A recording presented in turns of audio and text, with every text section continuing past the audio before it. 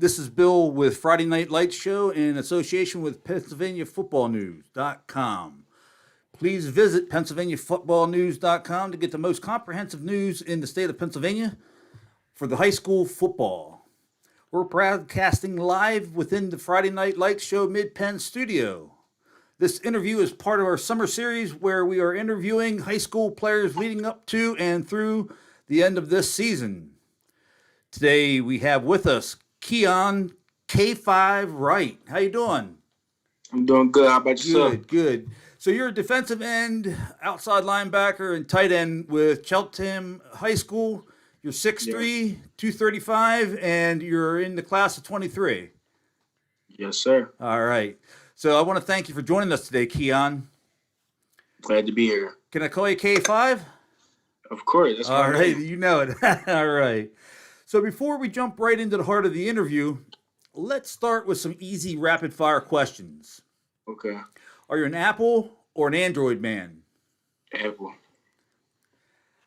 How about your favorite meal? Spaghetti. Dessert?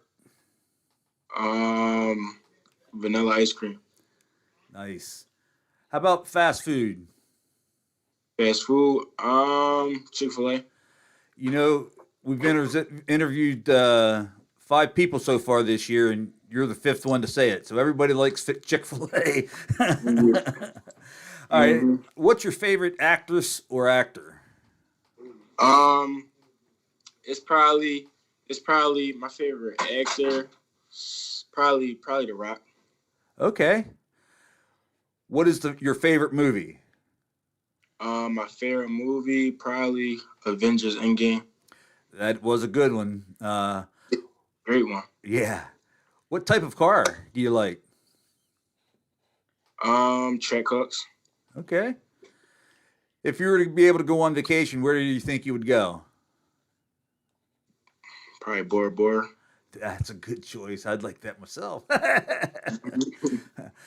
Now we're going to get to a good one for you. How about some music and or artist?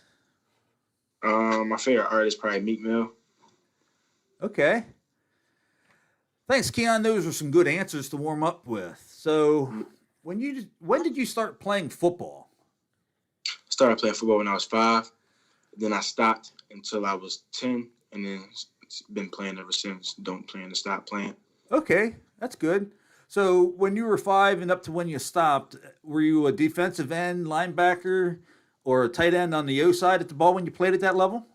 Yeah, when I first at Little League, I was a D and D tackle mainly, and then on offense, I played tight end. So it was really the same thing, but I was more of an interior guy. Then when I got to high school, I started playing outside, which is D and outside linebacker. Nice. So as you move into your senior year, how do you think youth football prepared you up to getting into the high school years? Prepared me a lot because when I was in youth football, I was on a national team. So I won 2 national championships in Pop Warner. So I always got to see the level of competition around the world. Like when it was the nationals, we would have to go all the way down Orlando, Florida, down Disney World and play teams from whether it was Georgia, Florida, Texas, from all around. So I always got that level of competition. And I wound up winning 2 national championships because of that. And they was also broadcasting on ESPN. So I got exposure at a young age. That's great. That is awesome. So, how did you handle that? That like sort of, was there any pressure being on ESPN? Pressure, of course, but pressure don't faze me. I love big things like that, like big game, being on TV. I thrive under stuff like that. I thrive under pressure. I love when the stakes are high. It makes me even play better. I love it. That's great. So I've gotten myself more technical with football lately. Okay. Not like when I played.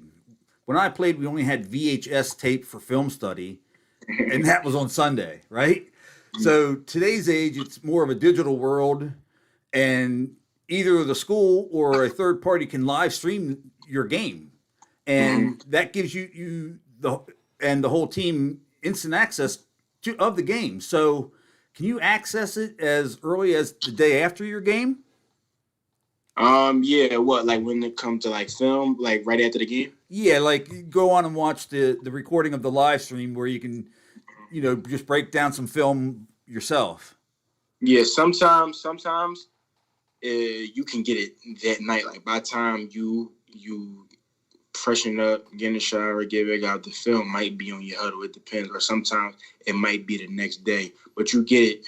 You no later than the next day, you'll get your film. You get to watch the whole game from the previous day, and then you get to pick out your plays and make your highlight tape, and then you can send it around the coaches and post it on Twitter. Do you send some of your highlights through Huddle?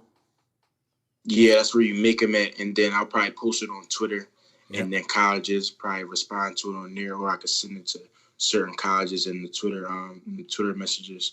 That's great. And That's a also good post, way. Go ahead. I'm also post, sorry. and I also post it on Instagram and in my bio, so they can just tap it on my Instagram. Yeah, well, that's how I found you was through researching Twitter and Okay. going through. I just looked up your player profile and stuff, and I thought you'd be a good one to interview for the program. So thanks again for coming here. For sure. Besides watching film, what is your routine like during the school week?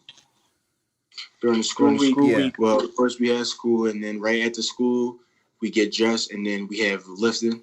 We lift for about an hour and a half, and then we go outside and we do indies, and then bring it all together, and that's every day throughout the week. And then we have Saturdays off, we have Fridays and Saturdays off, and on Sunday we have another practice, team practice.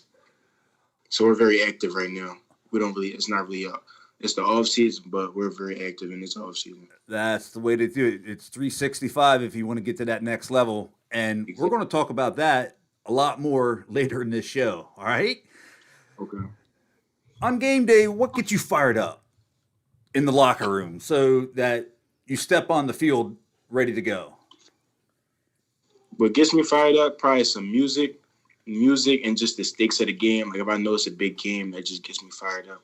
Or I know if we have to beat this team, or just the overall, just me knowing I must dominate. I want to dominate every game, no matter if it's the biggest game of the year, no matter if it's the smallest game of the year. I got to cheer like it's the biggest game of the year, so that I can ball out like it's the biggest game of the year. So I just get myself fired up just by thinking I must dominate, and nobody can block me, and nobody can mess with me on the field. So that's just how I go into every game. If you think it, it will come. Exactly. Yep. So, speaking on about that, mentality is one of the most important aspects of the game. A very important part. People definitely undervalue that. If you're not mentally strong, you will not last in this game of football. Right, that is correct. So, going back to what you said a little bit earlier, so what does warrior mode look like for you? Do you put war paint on, listen to certain music, or any other must-do pregame routines? My pregame routine, yeah, I listen to music while I'm stretching. I listen to some nice music while I'm stretching, and I don't really have like I get myself fired up, but it's not like I do something crazy before every game. I get music just pump me up, and then I just pump myself up. I treat every game the same for real. So. That's the signs of a good athlete. Mm-hmm. I'm going to ask you, who has been your biggest influence from youth football till today? Like, what you mean as an influence? Who's helped support you the most, or taught you the most, or your mom? My mom, yeah, because my mom herself is a football player as well. So I remember seeing that on your Twitter account as well. mm-hmm, She was pretty good. Yeah, she plays football. She's very good. Nice. Yeah, so How she's one of the top. In her league. She's one of the top dogs in her league. She's doing her thing in her league. I'm doing my thing in high school. So me and her just be feeding off each other's energy and be the best of both worlds. that is a real good mother-son relationship. I mean, there's more bond there than most people could ever think of. Yeah, I don't know too many people who they both play football, like their mom and then the son plays football. I don't know anybody like that. So it's very unique. what me and her are doing, and we're doing it on high levels. All right, what position does she play? She usually plays linebacker, like inside linebacker, middle linebacker, but this year she's playing DN. All right. So outside of the high school, do you two ever prepare together? She actually coaches my high school team. She coaches the D line. That's awesome. That's really awesome. So So go we're ahead. I'm always sorry. she's always coaching me up. We'll have our own workouts with just me and her, or me, her, and some of the other people from our D line. So it's just always like that. It's football all around. It's always football with me and her. That sounds like a great family. Hmm. I know we've talked a lot about football, but what other sports do you enjoy? Like playing or watching. Both. I used to play basketball in middle school. I used to always be a football and basketball person. High school, I stopped playing basketball. I also love watching basketball, and that's about it. For real. I don't really have interest in a lot of other sports besides football and basketball, to be honest. Okay, that everybody has their niche, right?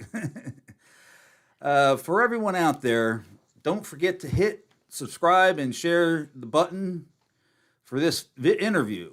Also, it'd be appreciated if you click the bell below to be notified for more player interviews and programming. A couple final questions here before we wrap up. First, Okay. tell us what your greatest weakness is. My greatest weakness? Yes. Mm.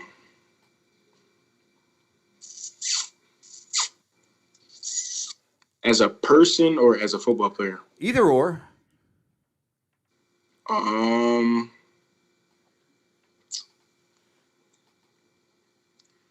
I don't know. I feel like that would have to be something somebody on the outside looking in would say. I'm pretty sure my mom would have a few weaknesses for me, but I can't think of nothing right now.